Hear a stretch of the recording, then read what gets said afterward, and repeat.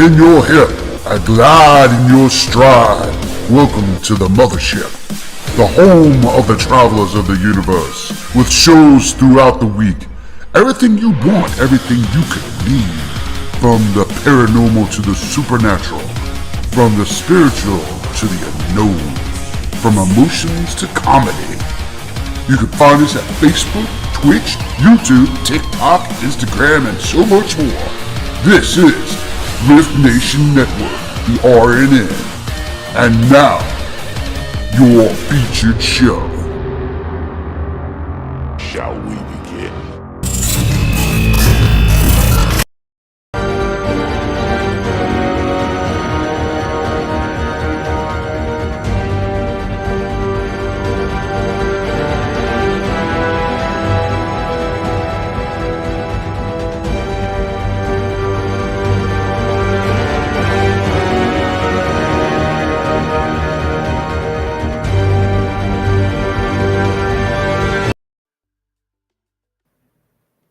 Oh my goodness. Welcome tonight. Happy Monday. Welcome to Mysteries Beyond the Scenes. We are streaming live on the R.I.F.K Nation Network on Facebook, Twitch, and YouTube. So if you're on YouTube, please hit the like button, subscribe, and please share. So welcome tonight. I hope everybody's getting ready for Thanksgiving, ready for a huge Monday night. Boy, we have a great show tonight. We are feeding off of last week when we did the mysteries of the JFK assassination. So tonight, I am featuring the RFK assassination. Now, as interesting as this is, the comparisons between the two brothers is pretty amazing. And also, the signs are very, very distinct on the American chart, the USA chart, his natal chart. So we're going to go over that tonight. It's really interesting to see how this plays out and who the characters were, the planets that were actually the most involved in both of the assassinations. And, you know, there was during that time frame, we had Uranus and Pluto were neck and neck together in 1968. So if you think back to what went on in the 60s during that time frame, we had Martin Luther King, we had the Vietnam War, we had both of the Kennedy brothers. And so we had just a decade of a lot of explosive tragedies during that time frame. I'm going to look up again when those two plan on getting together again, because we don't want to see it anymore.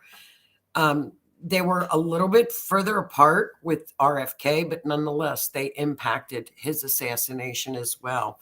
Hi, Lisa. I hope everybody, hi, Lee. Hi, Lisa. I hope you guys are doing well tonight. I'm getting ready for Thanksgiving. So if you're not going to see us on the live show, thank you for tuning in on YouTube later on in the week. And if you're preparing your Thanksgiving meal, I hope you tune in to the True Crime. And following this show tonight, I will be on the Otter's Den with my buddy and partner in crime, Mr. Scorpio Keith himself, who had his birthday. Scorpio, we will be out of Scorpio season, Sir Keith. Oh, tomorrow we go into Sag season. So no more bye Scorpio, bye intensity, bye Scorp. Time for fun with Saggies. So thanks, Keith, for getting us shared out, and a belated happy birthday to you, Sir Keith. I hope you had a great birthday, Keith. We have to talk about it on your show. So welcome, everybody. Welcome Thanksgiving week. I hope you enjoy this. I really enjoyed going down the rabbit hole on actually both of these cases. And if you missed last week's show, please tune in on YouTube. And we are also on Spotify. if you can't watch videos at work and just listen to podcasts. I learned a lot of information. I thought I had known a lot about both of the assassinations. And, each time I didn't know, number one, with the JFK, I didn't know that a lot of people mysteriously passed away following his death. Some, like we talked about last week, it's really interesting, were natural. Some were a little bit mysterious. Bobby has the same overlay that happened with his case as well. And Robert RFK, I'll call him RFK Jr. now, who's currently running for president, has come out and made some statements regarding his father's death. So it's very interesting. I looked at his chart as well, which will be another great show. RFK Jr. has a phenomenal natal chart. It's a lot like his father's. So, he's all Capricorn up at his midheaven. He would be an excellent, excellent president. I'm not giving him I'm not backing him or anything, but he has all of the right things that we want to look for in a president. Everything that would make a great president. RFK Jr. has those qualities. So we'll just wait and see. It should be interesting. We'll look at the transits closer and the candidates closer as we get to election time, because that's also interesting to look at those. So let's get started, you guys. I hope everybody's getting ready for Thanksgiving. I know, Keith, I wonder, are you going to cook? Keith, are you going to cook? I'll bet Keith is cooking right now, getting ready.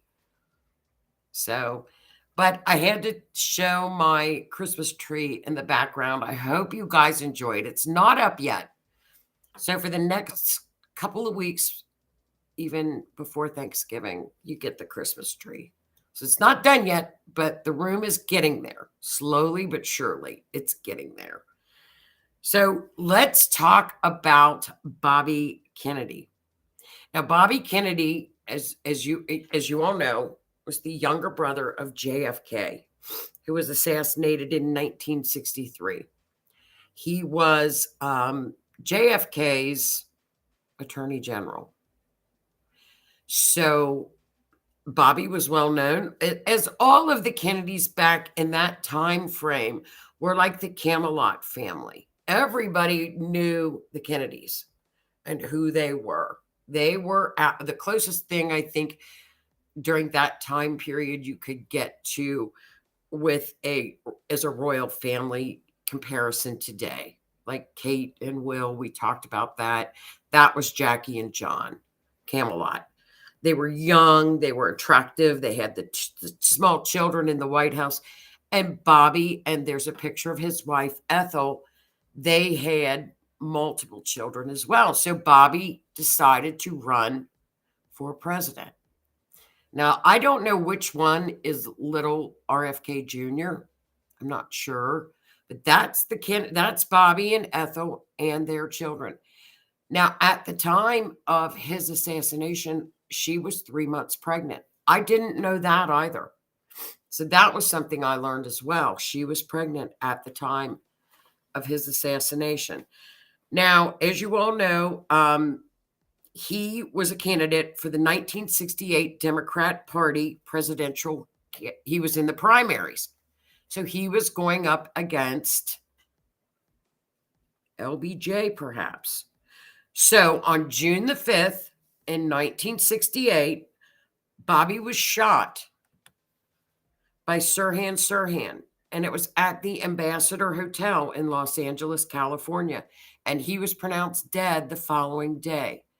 Now, as you can see, that's a picture of JFK on the left, Bobby in the middle, and Senator Ted Kennedy, who was a senator for, 100 years, to the right. He was a senator. Now, when I was growing up, everybody, I thought this was very interesting, talked about the curse, the generational curse of the Kennedys. Was it a generational curse, or what was it? So as you can see in 41, Rosemary Kennedy was the eldest daughter That was RFK and JFK's eldest sister. She died in 2005. She was institutionalized, and now they've come to find out that she never really had a lot of issues. But Joe Kennedy went without Rose knowing, and they performed at the time they were doing lobotomies for people that had acting out issues. And it was a failed lobotomy, and she remained institutionalized. Now, in 1944, the eldest Kennedy of Joe and Rose, they had 9 children. He died in a plane crash at the age of 29 on a mission in World War II.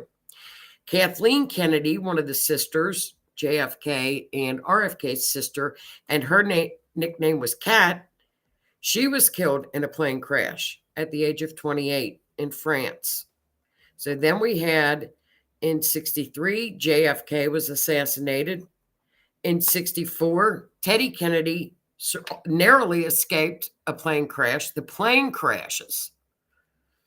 And then in 68, Bobby, who we're going to talk about tonight, was assassinated.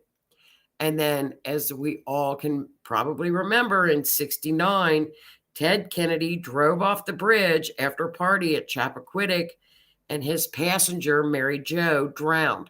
That's another event chart we're going to do as well. Then in 1964, David Kennedy, which is RFK Jr.'s brother, died of a drug overdose at age 28. Michael Kennedy, another of Robert's sons, died in a skiing accident. And then, of course, in 1999, as we all know, JFK Jr. died in the mysterious plane crash. And he was getting ready to run as a senator up from New York. And I think had JFK Jr. lived, he would have been one of our next presidents as well. For sure. There's no doubt in my mind. So let's get on with the JFK assassination. And again, following tonight's show, please tune in to the Otter's Den, because we're going to go over what's ahead for the energy for Thanksgiving. So everybody's going to know how to act with family. So what's ahead for Thanksgiving on at 8 on the Otter's Den. Okay, so Bobby had just finished up. He had won the California primary. He won California, and he was headed to the South Dakota and he had won the South Dakota primary on June 4th. So he was well on his way to winning the primary race for the Democrat Party. He addressed his campaign supporters, and at midnight, after leaving the podium, he exited through a kitchen hallway where he was mortally wounded by multiple shots fired by Sirhan Sirhan. And 25 hours later, he passed away. He underwent, I think, 3 surgeries.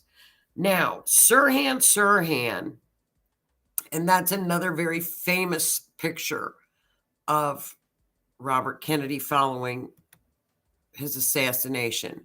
And this is a film of the injuries that he sustained. If you notice, and this is something that RFK Jr. speaks about as well, they are to the back of his head. Sirhan Sirhan came for and shot Bobby from the front. Something very interesting to realize. He was anti-Zionist, Sirhan Sirhan, pro-Palestinian beliefs. He testified in 1969 that he killed Kennedy with 20 years of malice. He was convicted and sentenced to death. His sentence was commuted to life in prison in 1972. Now, since his trial, Sirhan Sirhan has come out and saying that he cannot remember anything about that evening. And there's a picture of him. And what Robert also went back to say was there were 6 bodyguards around RFK. They were NFL players. Sirhan Sirhan was 5'5". They tackled him immediately. There were 8 bullets in his gun. 2 fired off in the direction of Bobby, and the other were fired when they were trying to get the gun out of his hand. Now, the NFL player that tried to get the weapon out of Sirhan's hand, he could not physically do it. He said he had superhuman strength. And Robert Jr. said that, and it's on a YouTube video, an interview. He said that the NFL player attempted to get the weapon out of Sirhan's hands, and he had over superhuman strength. So it was a very volatile time in American history. It was during the Vietnam War. JFK had been assassinated.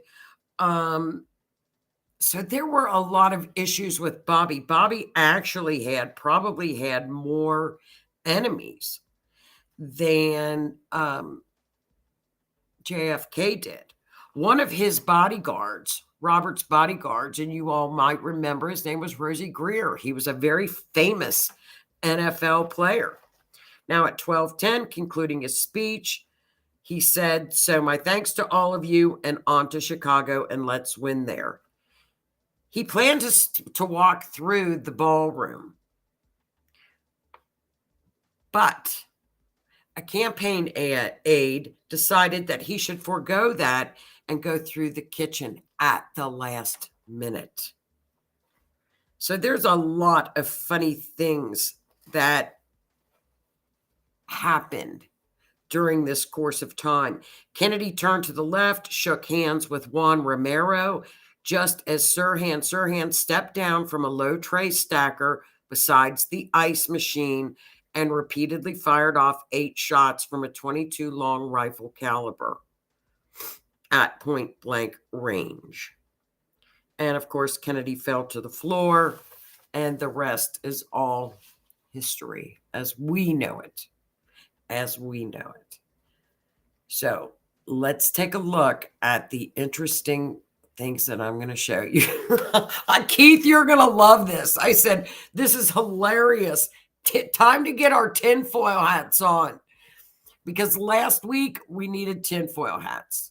This week we need them again. So I'm going to start calling this tinfoil time. And this is indeed tinfoil time. So let's take a look at RFK's charts.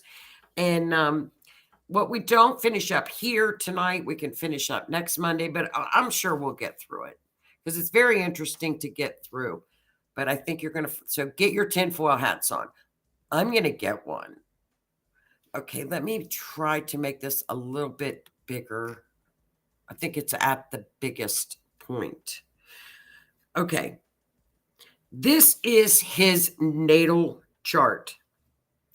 Now, what you're going to see is what were the planets doing up against his natal chart on the evening of June 5th, 1968 at midnight during the course of the assassination.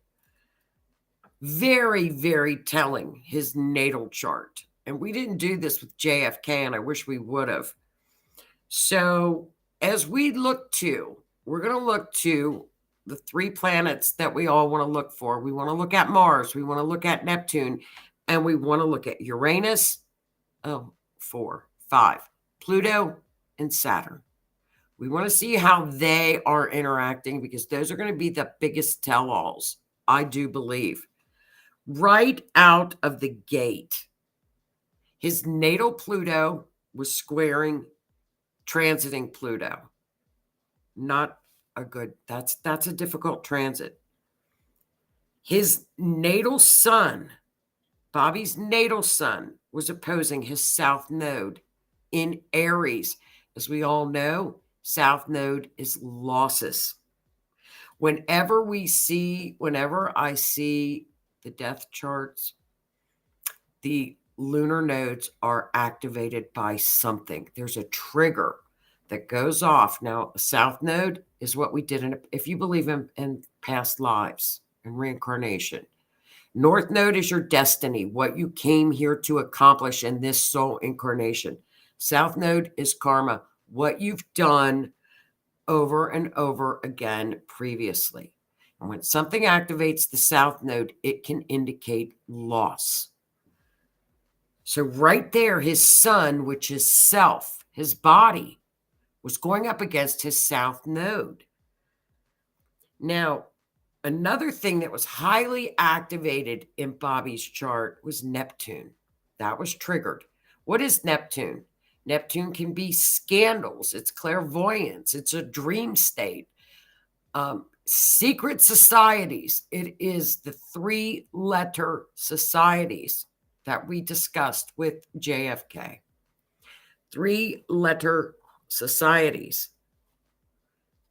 Transiting Saturn was in the 12th house. That's the master of the 3-letter societies. Okay. The North Node was transiting in Bobby's house. 12th house. Hidden enemies. Saturn was at a malefic degree, 22 degrees, kill or be killed. I mean, it's mind-boggling what we see in the natal chart compared to the transits. What else do we have? We had Neptune was conjunct his sun, another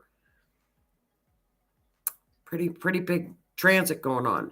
Neptune was also conjunct Jupiter, which could be legal, judicial, the judicial brand. It could be making things bigger. Let's see, what else do we have here? Also, the south node was directly on his natal Mars. So we have a lot going on here. Asteroid Kennedy was conjunct his moon with Pluto. So there were so many transits going on. Transiting Jupiter was on top of his natal Neptune. We had Pluto activated again. So we just had a lot of indications, as you can see with the arrows going on with his natal chart. So let's take a look at, okay, the death chart, the actual event chart of the night. This is the one that we went over with JFK. Now, as you remember, we talked about a yod. What is a yod? It's the very thin triangle. It's the finger of God, destiny. JFK had a yod at the time of his assassination. Sure as can be, dear old Bobby had one as well. As you can see, it's in the yellow arrows. He had Pluto, Neptune, and this was triggered by Saturn. What does Saturn represent in an event chart? Represents the government. It's the government. In the second house, JFK also had second house activation. So now on his chart, what stuck out on me the most was I couldn't get over Sirhan was represented by the sun. So if you look at the fourth house, there is Mars next to the sun. It's the circle with the dot in the middle. That's the sun. Gemini is ruling that house. More than 2 people were involved with the perp. So we have a male and we have a female. I thought, okay, so we got a male and a female. Mercury, which is right up above in Cancer on this event chart, is your mind. Now keep that in the back of your mind about mind, because it's going to come up. Also, we have Jupiter over to the right where it says perp foreign. This person would have been of foreign descent. Sirhan was foreign descent. So we also know that the 3 people were at what we call the IC, the green arrow, end of the matter. The male, female, and the perp. 4th house, end of the matter. As you recall, JFK's end of matter, or IC, was also triggered.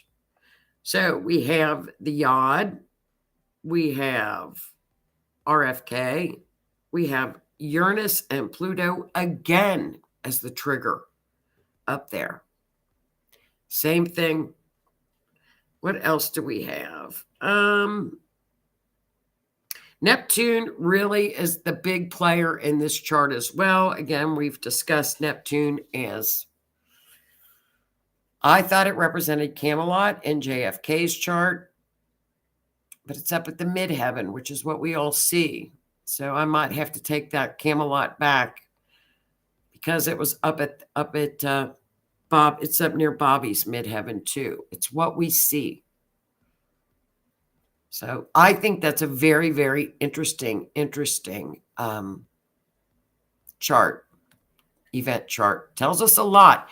And like I said, I was like, oh, okay, so why are there three people? Why are there three people? We're going to get into that. Why there were three people. Because in the quote unquote conspiracy theories, there were three people alleged. There were three people. That's one of the theories, that there were three people. Sure enough, one was a male and one was a female. So we're going to look at what was going on America's chart at this time. So, I mean, it's active, it's activated. It sure is not as activated as JFK's was at this time. But what's funny is if you look over to the right where it says DC, the sun is represented by the president. We've got the sun and Mars are conjunct, transiting on USA chart. Mars is completely next to the USA's chart, Mars. That's open enemies. Right next to, now he wasn't president at the time, but who knows? So then also up at the top of the United States chart, we have Uranus again. Shocking events, unexpected events up at the midheaven, which is exactly what it was shocking again to America. It was very shocking. The moon is up there, conjunct Pluto, the people. Uranus is directly conjunct to Neptune up in the midheaven. You got to remember, this chart was done for July 4th, 1776. Neptune is right at the top of the chart again, conjunct to Uranus. So what is that? What could that represent? I think we know. Right up at the MC where we all saw it. So that was really what was kind of activated in the United States chart. The North Node was in the 4th house, which is the motherland. The 10th house was the South Node. Again, president loss. So I think had Bobby's president loss. He was in the house of the president. 10th house was in Libra. It was a loss, and it was conjunct Saturn. You just really can't make this up, which is, again, represents government. So I just interpret it. I just look it up and interpret it. Okay, so this is a comparison between Bobby's chart and also RFK's death charts. Let me pull them up bigger. As you can see, we have the activation of Pluto and Uranus. We've got that going on. IC is where there are similarities. The yods are the similarities. Everything was happening up at the midheaven again, similarities. So those are a lot of the similarities. Lunar nodes were both activated, both in the charts. So this one, again, I think both were planned. Very, I don't know. We'll see. Okay, so let's go over a couple of the theories, and we'll get through some of these. Now, the first theory we've got is the girl in the polka dotted dress. Some witnesses say that they saw a woman in a polka dotted dress in various locations throughout the hotel before and after the assassination. One Kennedy worker, her name was Sandra, reported that around 11:30 she was sitting on an outside stairwell that led to the embassy ballroom when a woman and two men, one of whom she later identified as Sirhan, walked past her up the stairs. So right there, we've got two men and a woman. What do we have in this chart? Two men and a woman. She said that 30 minutes later, she heard noises that sounded like the backfire of an automobile and then saw the woman and one of the men running from the scene. She said the woman said, "We shot him, we shot him." When she asked the woman to whom she referred, she said Senator Kennedy. Now, a couple of these stories have been debunked from these people. Oh, I made it up or what have you. But there were several witnesses that pointed out the girl in the polka dotted dress. Another witness said the same thing, that she heard the shots. It sounded like a car backfiring. She said it was a woman in a polka dotted dress. So that's another one. So there were several people that came forward and said, there were several people. In 1974, a retired LAPD officer, Paul Sharaga, told a newspaper that he was responding to the shooting in the hotel, and an elderly couple reported to him they saw a couple, one of whom was a woman in a polka dotted dress. They were smiling and shouting, "We shot him. We shot him." He said he filed official reports of the incident, but that they disappeared and were never investigated. Now, everybody came out and talked about the girl in the polka dotted dress allegation. Everybody did. This was in the newspaper. They didn't follow up on any of the leads. Why not? None of these leads were followed up on.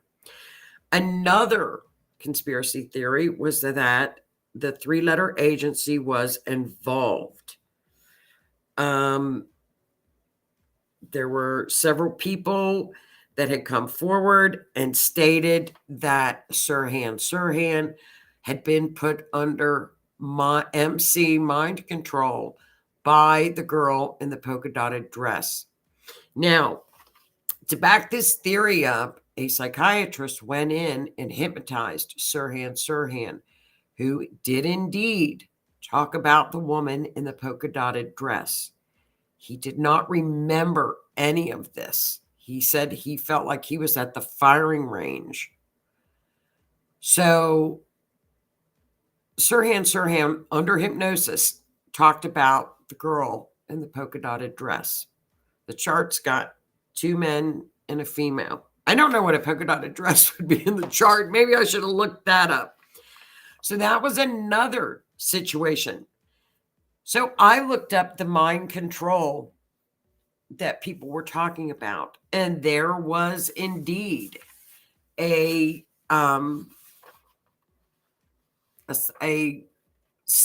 involvement. It was called Project Artichoke, projected and developed by the CIA for the purpose of researching methods of interrogation. Initially, it was known as Project Bluebird in 1951, and then later became, in 1953, Project MK Ultra. Now, this artichoke was a mind control program that gathered information together with all of the military services, and they tried different ways of mind control, and they used all kinds of drugs to do so. Of course, a lot of the information from the MK Ultra was destroyed. But yet there is also a lot of information still remaining. There's no doubt that they were doing this at that time. So, this psychiatrist felt that Sirhan was put under mind control as well.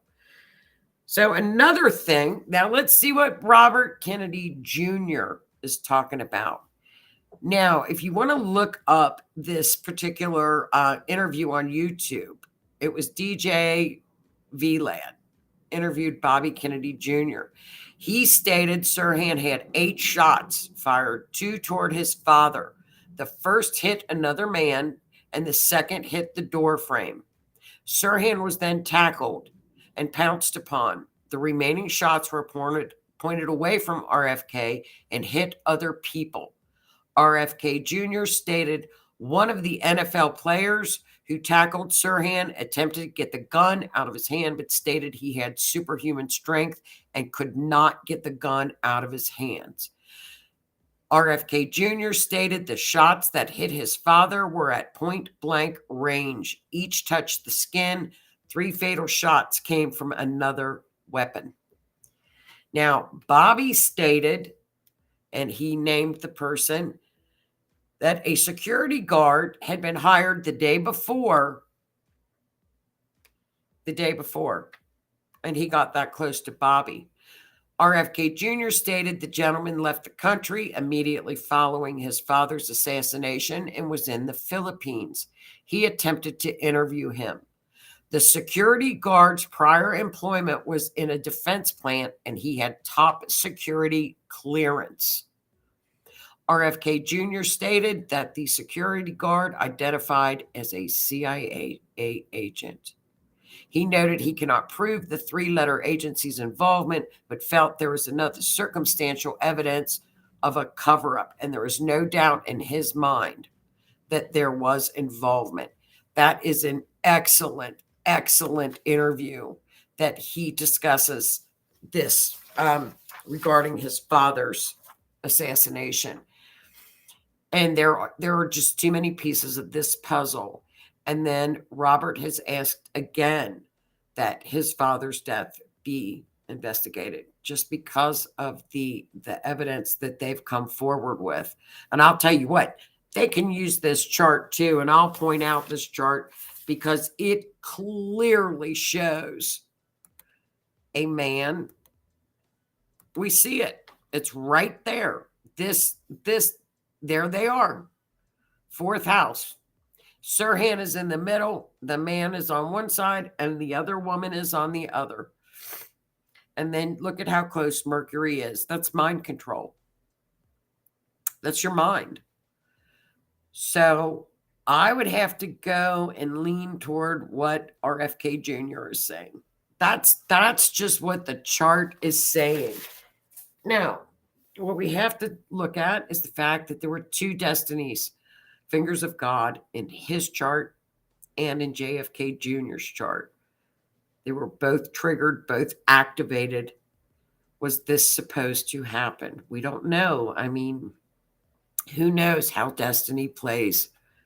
Why at the last minute was he rerouted into the kitchen area when he was supposed to go back out into the audience and thank the people and do a press conference?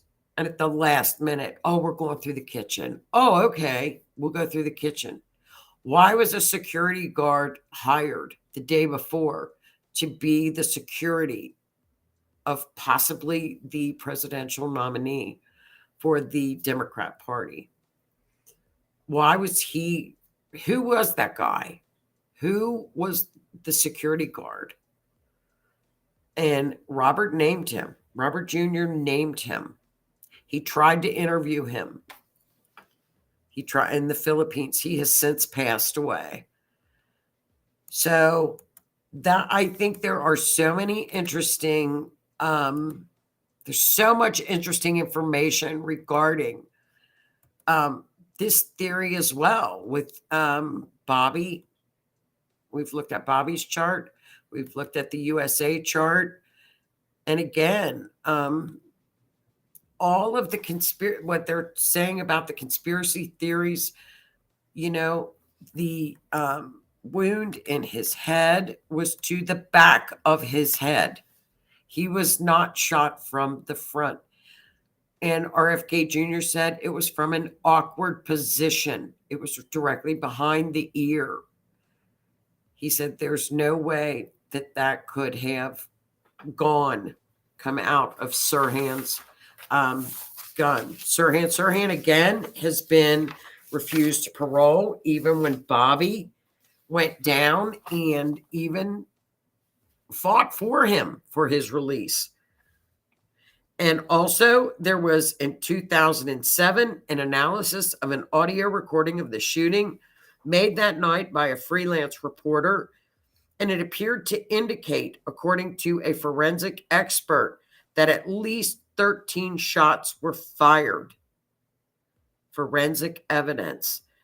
Acoustics experts analyzing this are using a sophisticated computer program, and they stated, oh, we only heard 8 shots. Who are these? So we've got a discrepancy there. Were there 13 or were there 8? Bobby said Sirhan's gun only held 8 bullets. But the acoustics, the analysis claims there are 13. Another expert says, oh, yeah, there were 8. Okay. So there's a lot of theories, just as many theories as there are cover-ups. So again, you can imagine, why was this so covered up during a time when this country needed answers? And I think it's still a mystery today as to what happened to both of them.